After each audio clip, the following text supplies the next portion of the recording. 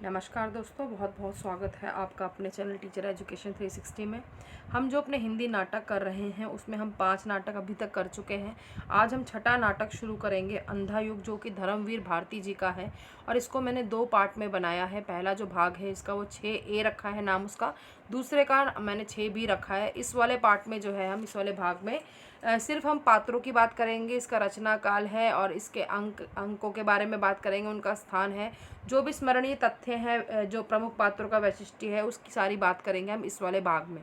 जो इसका अगला भाग है 6B जो बनाया है मैंने, उसमें पूरा हम अंधा युग की जो कथा वस्तु है उसकी बात करेंगे। पूरी जो कहानी है अंधा युग की, जिसको नाटक के रूप में धर्मवीर भारती जी ने लिखा है, उस कहानी की बात करेंगे। तो आज हम कथा वस्तु को नहीं छेड़ेंगे 6A भाग में। तो आप इसको पूरा जो है वीडियो को देखिए अंत तक, तो आपको जो है इसका आधार समझ में आएगा इस नाटक का, कि धर्मवीर भारती जी ने इसको कितने अंकों में रखा है, कौन कौन से अंक हैं, जो भी इसके बारे में जो हम कह सकते हैं आधारित बातें हैं, जो जिसके ऊपर ही आगे हम इसकी कथा वस्तु समझेंगे, तो उसको हम आज जो है यहाँ पे चर्चा करते हैं। तो भाग 6A शुरुआत करते हैं इसके तथ्यों से। इसकी जो रचना काल है वो है 1954 ईस्वी में इसकी रचना हुई है अंधा युग की। इसमें 5 अंक हैं जो कि 8 भागों में हैं। तो इसके अगर अंकों की बात करें, हम 5 जो अंक हम पढ़ेंगे आगे, उसमें पहला अंक जो है स्थापना जो है वो अंधा युग, जो नाटक का स्थापना दिया गया है इसमें, जब जिसकी शुरुआत जो है वो कह सकते हैं हम कथा गायन से, एक स्तुति से करते हैं धर्मवीर भारती जी, जिसमें कि उन्होंने जो है उद्घोषणा करी है, मंगलाचरण करा है और उसमें उन्होंने जो है सरस्वती, व्यास और जय जो है तीनों देवी देवताओं की वंदना की है। यहाँ से शुरुआत होती है इस नाटक की। फिर जो इसका प्रथम अंक आता है उसमें कौरवी नगरी का दृश्य है, जहाँ पर जो है हमें गांधारी, धृतराष्ट्र, विदुर वगैरह नजर आएंगे। द्वितीय अंक जो है उसका नाम रखा गया है पशु का उदय। तृतीय अंक का नाम है, जो स्थान है वो अश्वत्थामा का अर्ध सत्य है। स्थान की बात करें हम तो उसमें जो उस वाले अंक में क्या हुआ है उसी के ऊपर आधारित इसका नाम रखा गया है। फिर आता है अंतराल, जिसमें पंख, पहिए और पट्टियाँ इसको आधार बनाकर लिखा गया। कैसे, जब मैं कथा वस्तु बताऊंगी आपको अगले भाग में, उसमें मैं आपको बताऊंगी पंख, पहिए और पट्टियाँ। फिर चतुर्थ अंक जो है उसमें गांधारी ने शाप दिया था, इसलिए उसका नाम गांधारी का शाप है। पंचम अंक जो है विजय, एक क्रमिक आत्महत्या है, उसमें एक आत्महत्या करता है एक व्यक्ति, वो कौन करता है उसकी बात हम कथा वस्तु में करेंगे। और अंतिम भाग जो आता है इसका समापन, वो कि प्रभु की मृत्यु है। तो देखा जाए तो पहले स्थापना आता है, उसके बाद प्रथम अंक, द्वितीय अंक, तृतीय अंक, ये 3 अंक आते हैं। फिर बीच में जो है अंतराल आता है, उसके बाद चतुर्थ और पंचम अंक आते हैं, उसके बाद लास्ट में समापन आता है, जिसमें प्रभु यानी श्री कृष्ण भगवान की मृत्यु का वर्णन किया गया है। तो इस प्रकार से ये सारे अंक इसके हमें इसमें दिखाए गए हैं। कुल पात्रों की बात करें तो इसमें 16 पात्र हैं, जिसमें पुरुष पात्र 15 हैं, स्त्री पात्र इसमें एक ही है इस पूरे नाटक में, जो कि गांधारी है। इसमें गांधारी कौन, जो आपको पता है, धृतराष्ट्र की पत्नी और साथ में दुर्योधन की माँ और कौरवों की माँ, हम कह सकते हैं 101 कौरव थे, उनकी माँ गांधारी की बात की गई है। तो एक ही स्त्री पात्र है इसमें। फिर यह नाटक जो है महाभारत के 18वें अध्याय के प्रभास पर्व से संबंधित है। तो ये बहुत महत्वपूर्ण तथ्य है कि कौन से अध्याय के किस पर्व से संबंधित है। और जब महाभारत का युद्ध खत्म होता है 18वें दिन जो है, उसकी बात यहाँ पर की गई है इस नाटक में। इस नाटक का जो घटना काल है वो महाभारत के 18वें दिन की संध्या से लेकर प्रभास तीर्थ में कृष्ण की मृत्यु के क्षण तक का नाटक है। यानी कि अंतिम दिन जो महाभारत युद्ध का है, जब कौरव हार जाते हैं, वहाँ से लेकर कृष्ण की जब मृत्यु होती है व्याध के तीर से, वहाँ तक ये नाटक हमें सारी घटनाओं को दिखाता है। इसके प्रमुख पात्र जो हैं वो कौन कौन से हैं। सबसे पहला पात्र जो है इसका वो है अश्वत्थामा पात्र है। अगर हम पात्रों की चर्चा करें तो अश्वत्थामा जो है गुरु द्रोणाचार्य का एकमात्र पुत्र है और दुर्योधन का मित्र है और कृष्ण से शत्रुता का संबंध है, क्योंकि जो है पांडवों ने अश्वत्थामा की मृत्यु का एक जो स्वांग रचा था, उससे गुरु द्रोणाचार्य ने अपने जो अस्त्र शस्त्र थे उनको रख दिया था। उसके बाद उन्होंने युद्ध नहीं किया था। कैसा, वो मैं आपको बताऊंगी कथा वस्तु में। और पिता की निर्मम हत्या से, जो गुरु द्रोणाचार्य उसके पिता है, उसकी निर्मम हत्या से बड़ा विचलित होता है ये। दुर्योधन की पराजय से बड़ा टूट जाता है और खिन्नता की स्थिति में धनुष मरोड़कर फेंक देता है और वन प्रस्थान करता है। जो युधिष्ठिर का अर्ध सत्य है कि अश्वत्थामा हतो नरो व कुंजरो, यानी कि जब बोला जाता है कि अश्वत्थामा मर गया है, लेकिन कौन अश्वत्थामा, ये वाला अश्वत्थामा नहीं मरता, वो एक हाथी का नाम भी अश्वत्थामा होता है, वो मरता है। तो वो वाला जो झूठ होती है, झूठ बोलता है वो युधिष्ठिर, उससे निराशा और सारी चेतना का मनोग्रंथि में रूपांतरण हो जाता है, क्योंकि युधिष्ठिर ने कभी अपने जीवन में झूठ नहीं बोला था, इसलिए सबको उस पर अति विश्वास था। कुंठित और विघटित पात्र है ये, और इसे एहसास होता है कि उसका अस्तित्व जो है एक नपुंसक का है, अतः आत्मघात ही जो है वो मुझे कर लेना चाहिए। उसकी कुंठा और निराशा से वो एक बर्बर पशु बन जाता है, और प्रतिहिंसा और प्रतिशोध के प्रबल भाव जो है उसके अंदर उठते रहते हैं। वृद्ध याचक इसमें एक व्यक्ति जो है उसका ये वध कर देता है, संजय का भी गला दबाता है। कृतवर्मा जो इसमें एक पात्र है, उसकी व्यंग्योक्ति पर उसका वध करने के लिए भी आतुर हो जाता है, प्रतिशोध का रास्ता ढूंढता है, और पांडवों के शिविर में आग लगा देता है, पांडवों की निर्मम हत्या करने की कोशिश करता है। धृष्टद्युम्न शकुनी का वध करना, संजय द्वारा जो है उसे कुरूप और भयंकर कहना, ये सब बातें जो है इसी पात्र से संबंधित है। माता गांधारी जो है उसे वीर का सम्मान देती है अश्वत्थामा को। ब्रह्मास्त्र से उत्तरा के गर्भ की भ्रूण हत्या करना चाहता है। व्यास जो है वो इसे पशु की संज्ञा देते हैं, और कृष्ण जो है भ्रूण हत्या के दंड स्वरूप उससे मणि लेते हैं, और कृष्ण उसे जो है दंड स्वरूप जख्मी जीवित रहने का शाप देते हैं। और जो है शंकर के जो है भक्त हैं और पराक्रमी हैं, और शंकर से युद्ध और पराजय जो है इसमें हम आगे कथा वस्तु में पढ़ेंगे। और जो है इन्हें जो है व्यास ने 3 बार जो है इन्हें पशु कहा है। तो अश्वत्थामा का चरित्र जो है वो काफ़ी बड़ा दिखाया गया है इस नाटक में। दूसरे पात्र जो आते हैं, कृष्ण की बात करें तो नाटक के केंद्रीय और धुरी चरित्र हैं, और जो है इस नाटक के नायक कह सकते हैं हम इन्हें। ऐतिहासिक और पौराणिक चरित्र तो है ही, साथ में मर्यादा के रक्षक हैं, मानवता के रक्षक हैं, एक कूटनीतिज्ञ हैं, पांडवों के साथ उन्होंने जो है युद्ध करा था, कर्म मार्गी हैं, बड़े शक्तिवान हैं, गंभीर हैं, बड़ा ही शांत और प्रभावशाली व्यक्तित्व दिखाया गया है इसमें। और जो है मानव नियति और भविष्य के नियंता हैं, और गांधारी द्वारा पशुवत मरने का श्राप मिलता है कृष्ण भगवान को, जो कि हम इसमें एक अंक आएगा गांधारी का श्राप, उसमें हमें समझ में आएगी। और मरते मरते जगत में कल्याणकारी संदेश देने वाले हैं। तो इनके चरित्र के द्वारा जो है ये नाटककार जो धर्मवीर भारती हैं, उन्होंने मानव के गौरव की प्रतिष्ठा कर मानव के लिए उसके आगामी सोपान तक पहुँचने का मार्ग जो है वो दिखाया है हमें। तो ये कृष्ण का पात्र काफ़ी बड़ा पात्र है। तीसरा जो गांधारी है वो एकमात्र स्त्री पात्र है। इसकी धृतराष्ट्र की पत्नी, दुर्योधन की माँ है, हम कह सकते हैं 101 कौरवों की माँ है, बड़ी पति परायणा स्त्री हैं, पति के अंधत्व को देखकर भी सदा के लिए अपने आंखों पर पट्टी बांधने वाली रही हैं हमेशा। और महाभारत युद्ध में सभी पुत्र जो हैं उनके मर जाते हैं तो बड़ी दुखी रहती हैं, कृष्ण को मर्यादाहीन कहती हैं, धर्म के प्रति जो है बड़ी गहन आस्था है, और दुर्योधन को अधर्म के मार्ग पर जाने से भी रोकती हैं। और ममता के कारण जो है इनका कर्तव्य अकर्तव्य का जो है ध्यान इन्हें नहीं रहता। अश्वत्थामा जब धृष्टद्युम्न की निर्मम हत्या करते हैं तो गांधारी अट्टहास करती हैं उसके ऊपर, और पुत्र युयुत्सु जब आते हैं तो उसकी उपेक्षा करती है। क्यों? क्योंकि वो 101वां पुत्र था कौरवों का, सबसे 101वां भाई था उनका, तो उसने जो है कौरवों के साथ युद्ध नहीं लड़ा था, पांडवों की तरफ से युद्ध लड़ा था, इसलिए जो है उसकी उपेक्षा करती हैं। अश्वत्थामा को वीर कहती हैं, और अश्वत्थामा के शरीर को वज्र बनाने की अभिलाषिणी हैं, और जो है कृष्ण को शाप दे देती हैं ये, लेकिन उसके बाद इन्हें बड़ा अपराध बोध होता है और पश्चाताप होता है। वन की अग्नि में अपने शाप की प्रथम संविधा जो है गांधारी जो है स्वयं बनती हैं, और वन की अग्नि में भस्म हो जाती है, क्योंकि इन्हें बड़ा ही पश्चाताप होता है कि मैंने कृष्ण को क्यों दिया। और कृष्ण इसका जब विवरण देते हैं कि मैं जो है श्राप देने का कोई फ़ायदा नहीं है, क्योंकि मैं ही जीवन हूँ, मैं ही मरण हूँ, तो उसके बाद इनको बड़ा जो है अपराध बोध होता है। तो ये पात्र जो है इसकी स्त्री पात्र है इस नाटक की। अगला पात्र जो है वो धृतराष्ट्र जो है उनकी बात करते हैं। मोह अंध पिता है, यानी कि मोह में अंधे हो रखे हैं, वैसे भी अंधे हैं, और जो है पुत्र मोह में शासन सत्ता जो है युधिष्ठिर को ना सौंपकर ये पुत्र दुर्योधन को सौंपने की चाहत है इनकी। और पुत्र मोह में इतने अंधे हो जाते हैं कि उचित अनुचित विवेक अविवेक इन्हें कुछ समझ नहीं आता, और जो है महाभारत युद्ध छिड़ने पर जो है बड़े आशंकाग्रस्त से रहते हैं, और पुत्रों की मृत्यु के उपरांत जो है इन्हें एहसास होता है कि सत्य के अतिरिक्त कुछ भी सत्य नहीं है। दुर्योधन की मृत्यु पर बड़े दुखी हो जाते हैं। युयुत्सु के लौटने पर उसे एकमात्र अपना आश्रय मानते हैं कि बस मेरा एक ही पुत्र बचा है। ये अपने दुर्गुणों और कमजोरियों की सहर्ष स्वीकृति भी करते हैं कि हाँ मैं कमज़ोर हूँ। तो ये धृतराष्ट्र जो है ये वाला पात्र है। उसके बाद युयुत्सु की बात करते हैं, जो कि कौरवों का 101 जो संख्या पे नंबर का भाई है। ये बड़ा दयनीय और बेबस पात्र है इस नाटक का। ये नाटक के तीसरे अंक में इसका जो है वो प्रवेश होता है।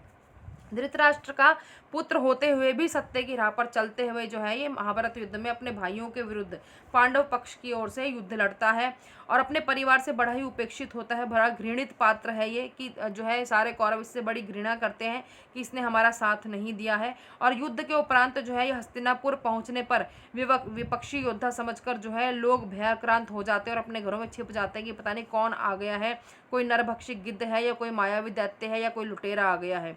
माता गांधारी इनकी उपेक्षा करती है, बड़ी घृणा से देखती है, प्रताड़ना करती है, व्यंगोक्ति भी करती है कि पुत्र कहीं छिप जाओ, प्राण बचाओ, तुम ही हो आश्रय अपने अंध पिता और वृद्ध माता के। गूंगा सैनिक को स्नेह और दया देकर ये पानी देने की आकांक्षा रखने वाला दयनीय और बेचारा पात्र है, जिसे गूंगा सैनिक भी नहीं स्वीकारता है। अपने मृत भाइयों के दाह संस्कार में जाते हैं ये, लेकिन इन्हें छुपना पड़ता है और अंत में जो है भीम द्वारा अपमानित होने एवं गूंगा सैनिक के अपमान करने पर शुद्ध होकर प्रहरी के भारे से आत्मघात करने वाला पात्र है ये। साथ में अंधा युग का एकमात्र पात्र है जिसका आरंभ जो है आस्था से होता है, लेकिन अंत जो है वो अनास्था में होता है। और युयुत्सु के आरंभ में जो है कृष्ण के प्रति बहुत ही ज़्यादा आस्था होती है और युयुत्सु के चरित्र में तमाम विसंगतियां होने के बावजूद भी वो एक आधुनिक बुद्धिजीवी, निष्ठावान, जिज्ञासु और सत्य के लिए व्याकुल आत्मा हमें इसमें नज़र आता है। तो फिर संजय एक पात्र है, इसका अगला जो आता है ये व्यास द्वारा इसे दिव्य दृष्टि प्राप्त है। 17 दिनों तक दिव्य दृष्टि द्वारा महाभारत युद्ध का आंखों देखा वृतांत जो है ये धृतराष्ट्र को बताता रहता है। बड़ा ही तटस्थ वक्ता है ये। और 18वें दिन जो है ये मोह और निशा से घिरकर अनजान पथ पर इसका भटकाव हो जाता है। बड़ा ही कर्तव्यनिष्ठ पात्र है गांधारी और धृतराष्ट्र के प्रति कि उनको पूरी जो महाभारत युद्ध का आंखों देखा हाल सुनाता रहता है। और अश्वत्थामा द्वारा संजय पर आक्रमण होने के बावजूद ये है कि इसका जो है कृतवर्मा द्वारा बचाव होता है। गांधारी को जो है अश्वत्थामा की वीरता के दर्शन कराने के चक्कर में जो है इनको दिव्य दृष्टि से हाथ धोना पड़ता है। युयुत्सु द्वारा संजय को जो है आस्थावान कहना इस हमें जो है इसकी कथा वस्तु में नजर आता है। संजय एक बड़ा ही तटस्थ पात्र दिखाया है, लेकिन उसकी अंतिम इच्छा हर हाल में प्रभु कृष्ण तक पहुंचने की ही होती है। तो ये संजय पात्र थे ये। उसके बाद जो 7वां पात्र आता है वो विदुर है, जो कि एक बड़ा ही गांधीवादी पात्र दिखाया है। कृष्ण भक्त है, राजनीतिज्ञ है, एक कुशल शांतिकामी है, नीतिज्ञ है। धृतराष्ट्र को पांडवों के प्रति अन्याय की जानकारी और शांति वार्ता हेतु जो है ये प्रस्ताव पेश करता है। और जो है कौरव नगरी में जो बहुत सारे असंख्य गिद्ध जो इस कथा वस्तु में हमें नजर आते हैं उनको देखकर अपशगुन का अनुमान भी लगाता है। गांधारी के द्वारा कृष्ण पर तीखे व्यंग्य प्रहार पर कृष्ण से गांधारी की ओर से क्षमा मांगने के लिए आतुर होते हैं ये। कृष्ण के प्रति इनकी बहुत ही प्रबल आस्था है और जो है कुछ समय तक कृष्ण के प्रति अनास्था का भाव आता है, परंतु शीघ्र ही आस्थावान हो जाते हैं। बड़ा ही संवेदनशील पात्र इसमें दिखाया गया है। गूंगे सैनिक द्वारा युयुत्सु को पत्थर से मारे जाने पर इन्हें हार्दिक पीड़ा का एहसास होता है। विदुर और कृष्ण का जो संबंध है वो भक्त और भगवान के समान है। तो इस प्रकार से विदुर जो है एक इसमें सकारात्मक पात्र हमें इसमें नजर आता है। फिर अब हम देखते हैं कि अंधा युग का जो है उद्देश्य क्या है इस नाटक में। अगर हम इसका उद्देश्य देखें तो इस नाटक में जो है धर्मवीर भारती जी ने जो है पौराणिक कथा के माध्यम से आधुनिक भाव बोध को जो है रूपायित किया है, यानी कि आधुनिकता दिखाने की कोशिश करी है इसमें पौराणिक कथा के माध्यम से। इसका मुख्य उद्देश्य जो है मानव मूल्यों की प्रतिष्ठापना करना रहा है। इसमें जो है नाटककार धर्मवीर भारती ने जो है इस हेतु परंपरा और मर्यादा को अनिवार्य रूप से प्रमुखता प्रदान की है। विगत बुराई का त्याज्य और वर्तमान अच्छाई का ग्रहण करना यही हमारी परंपरा रही है। इस नाट्य कृति में जो है नाटककार धर्मवीर भारती जी ने युद्ध की समस्या और उसके विध्वंसकारी परिणाम, भाई भतीजावाद जो बड़ी आज की विकट समस्या भी है, धर्म अधर्म, आदर्श यथार्थ आदि जीवन सत्यों को भी मुखरित किया है इस नाटक के माध्यम से। आज के जितने भी विघटित मानव मूल्य हैं उनकी समस्याओं को अंधा युग में जो है प्रमुखता से स्थान दिया गया है इसमें।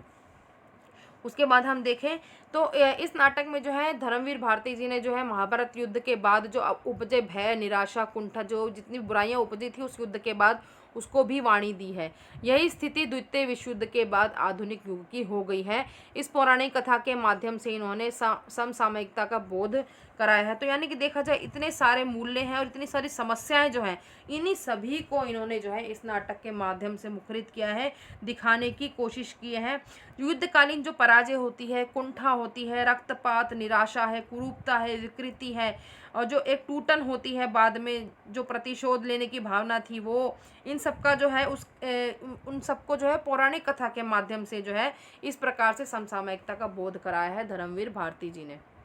नाटककार ने प्रेम एवं शांति के पथ पर अग्रसर होने का संदेश दिया है। मतलब उन्होंने कहा है चाहे कितना भी युद्ध कर लो, चाहे कितनी भी बुराइयां हो, अंत में जब युद्ध होने के बाद जब किसी एक पक्ष का अत्यधिक नुकसान होता दोनों पक्षों का नुकसान है, जब नुकसान हो जाने के बाद जब अंत में प्रेम और शांति होती है तो वही सबसे बड़ी बात है। इसलिए पहले ही से युद्ध वगैरह नहीं करना चाहिए। तो इन्होंने प्रेम और शांति के पथ पर बढ़ने का जो संदेश दिया है इस नाटक के अंदर इन्होंने। तो ऐसा नहीं है कि इस नाटक में सिर्फ इन्होंने जो है नकारात्मक मूल्य ही हमें दिखाए हैं, बुराइयां ही दिखाई हैं, उनके माध्यम से हमें किस प्रकार प्रेम और शांति के पथ पर अग्रसर होना है, इस प्रकार का संदेश दिया है धर्मवीर भारती जी ने। अब पात्रों की प्रतीकात्मकता देखें कि कौन सा पात्र किसका प्रतीक हमें नजर आता है इस नाटक में। तो कृष्ण जो है मानवीय मूल्यों के प्रतीक हमें इसमें नजर आते हैं। विदुर जो है एक गांधीवादी विचारधारा के प्रतीक हमें नजर आते हैं इसमें। युधिष्ठिर एक राजनीतिज्ञ के प्रतीक है जिन्होंने कभी अपने जीवन में भी झूठ नहीं बोला है। संजय जो है तटस्थता का प्रतीक है, रहस्यवादियों का प्रतीक है, जो कि आंखों देखा 17 दिन का जो युद्ध का हाल होता है बिल्कुल दृश्यों के अनुसार वो सारा जो है धृतराष्ट्र को और गांधारी को सुनाते हैं। तटस्थता का प्रतीक है, यानी कि अपनी जगह पे तटस्थ है, अपनी जगह पे अपने मूल्यों से नहीं हिलते हैं।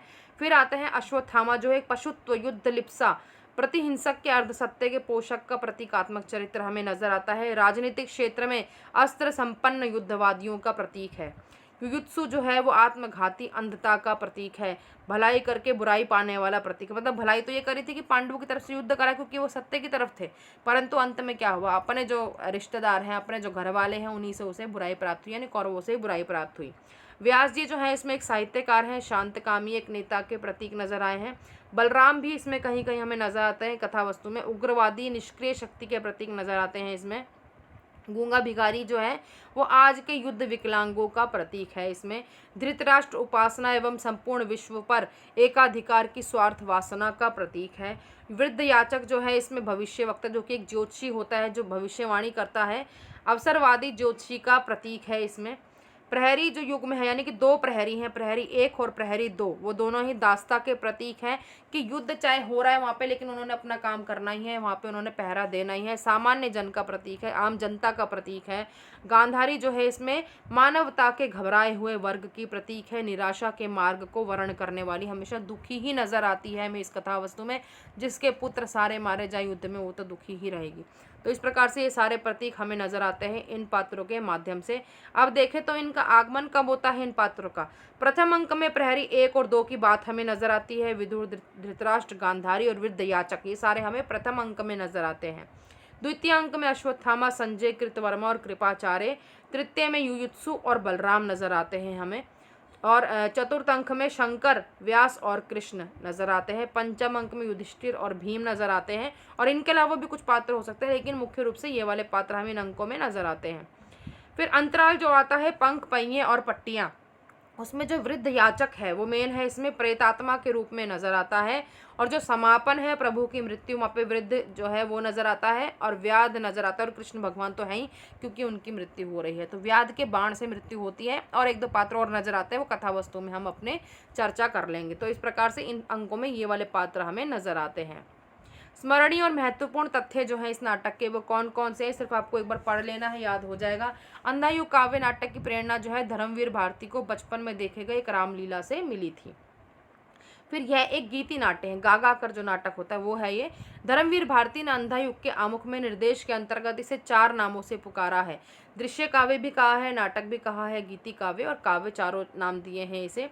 समापन और जो प्रभु की मृत्यु शीर्षक में जो है नाटककार का संदेश है कि मनुष्य को अंधकार से प्रकाश की ओर आने का संदेश दिया है। जो अंतिम भाग है इसका, प्रभु की मृत्यु, प्रभु की मृत्यु का संबोधन जो है अंधायुग में किसके लिए हुआ है, कृष्ण के लिए हुआ है, क्योंकि उन्हीं की मृत्यु दिखाई गई है इसमें। इस नाटक के प्राय प्रत्येक अंक के आरंभ और अंत में कथा गायन की योजना है, जिसका शुरुआत भी कथा गायन से होती है और अंत भी कथा गायन से होती है। तीसरे और 5वें अंकों का जो समापन है केवल, वहाँ पे कथा गायन कोई भी नहीं है। फिर इस नाटक में युयुत्सु जो है एक ऐसा पात्र है जिसके चरित्रांकन में नाटककार ने अपनी कल्पना शक्ति का प्रयोग किया है और रचना के मूल उद्देश्य के अनुरूप जो है परिवर्तन कर दिया है इस नाटक से संबंधित।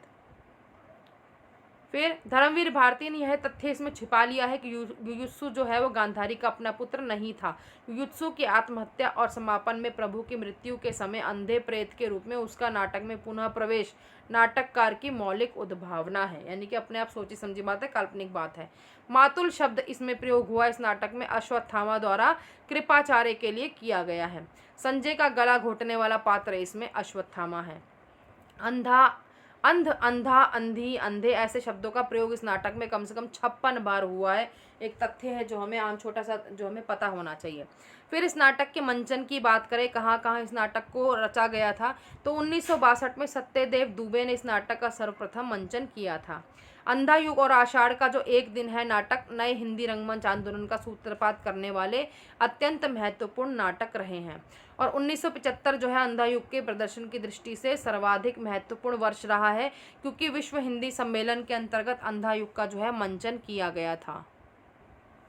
ये जो विश्व हिंदी सम्मेलन है इसके अंतर्गत मॉरिशस के कलाकारों द्वारा जो है मोहन महर्षि के निर्देशन में 11 जनवरी को धनवटे रंग मंदिर नागपुर जो है और 17 जनवरी को गांधी मेमोरियल हॉल जो कि दिल्ली में है, वहाँ पर इसका अंधा युग का मंचन जो है वो एक बड़ी महत्वपूर्ण घटना थी। तो 1975 बहुत इंपॉर्टेंट है इसके लिए, क्योंकि इससे विश्व हिंदी सम्मेलन यहाँ पर जुड़ गया है।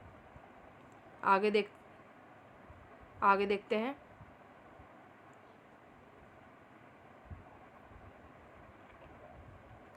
इसके जो महत्वपूर्ण मत हैं जो कि अलग अलग लोगों ने, साहित्यकारों ने इसके बारे में क्या क्या कहा है कि अंधा युग जो है वो हिंदी व गीति नाट्य साहित्य की एक विशिष्ट कृति है। ये श्री कृष्ण सिंहल ने कहा है। इसमें अंधा युग जो है काव्य नहीं है और इसे बिना कोई क्षति पहुंचाए गद्य में रूपांतरित किया जा सकता है, ये डॉक्टर प्रेमपति जी ने कहा है। फिर अंधा युग जो है वो पूर्णतः अभिनय और श्रेष्ठ रंगमंचीय काव्य नाटक है, ये डॉक्टर हरीशचंद्र वर्मा ने कहा है अंधा युग एक विवेचन में यहाँ पे। फिर इसने जो है पहली बार हिंदी नाटक में यह स्थापित किया इस नाटक ने कि काव्य और नाटक का बड़ा गहरा संबंध है, बल्कि श्रेष्ठ नाट्य कृति काव्य का ही एक अन्य प्रकार होता है, नेमिचंद्र जैन जी ने बोला है ये। तो इस प्रकार से ये इनके मत रहे हैं इन साहित्यकारों के जो कि इस नाटक के बारे में कहे गए हैं। तो देखें तो अंधा युग के बारे में जितनी महत्वपूर्ण बातें थी वो मैंने सारी आपको इस वाले भाग में बता दी हैं। अब अंधा युग की पूरी कथा वस्तु, उसके थोड़े जो संवाद हैं इंपॉर्टेंट वो बताऊंगी अगले भाग में, और साथ साथ उसमें कौन से गीत हैं वो बात करेंगे। कथा वस्तु इसकी काफ़ी लंबी है, प्रत्येक अंक में किन पात्रों ने क्या क्या किया है इसमें, ये वाले नाटक में बहुत ज़रूरी है और काफ़ी इंपॉर्टेंट नाटक है अंधा युग, इसलिए इसको 2 भागों में बनाना पड़ा, क्योंकि अगर एक भाग में बनाते तो लगभग 1-1.5 घंटे की इसमें वीडियो बन जाती। तो इसलिए मैंने इसको 2 भागों में बांट लिया है। अगले भाग में केवल कथा वस्तु पर चर्चा करेंगे, तब आपको वहाँ पर ये नाटक अच्छे से समझ में आ जाएगा। तो अगर आपको आज की वीडियो पसंद आई हो तो लाइक करना बिल्कुल ना भूलें और चैनल को सब्सक्राइब नहीं किया है तो कर लीजिए। आपको हमारे सारे नोटिफिकेशंस मिलते रहेंगे जैसे जैसे मैं वीडियो बना रही हूँ। हमारी इकाई 3 और इकाई 4 जो है उसकी PDF हमारी वेबसाइट्स पर नहीं है, क्योंकि 3 के जो है लास्ट के कुछ 3-4 चीज़ों की वीडियोज़ अभी रह गई हैं। मिथक, फंतासी, कल्पना, बिंब, इनकी वीडियो जो है अभी नहीं बनाई थी मैंने, उनको भी बना के साथ में डाल दूंगी। तो तीसरे की PDF भी आपको वेबसाइट पर मिल जाएगी उसके बाद, और चौथे में भी कुछ 4-5 टॉपिक रह गए हैं लास्ट के। तो इन दोनों इकाइयों की PDF अभी नहीं है। इसलिए काफ़ी लोग प्रश्न पूछते हैं, इसलिए मैंने कहा बता देती हूँ। और अभी आप लोग लॉकडाउन में घर में हैं तो आप लोग पढ़ते रहिए, बाहर बिल्कुल मत जाइए, अपने आप को बिल्कुल सुरक्षित रखिए, अपने हाथों को बार बार धोते रहिए। इसी प्रकार हम हमेशा खुश रहें। धन्यवाद।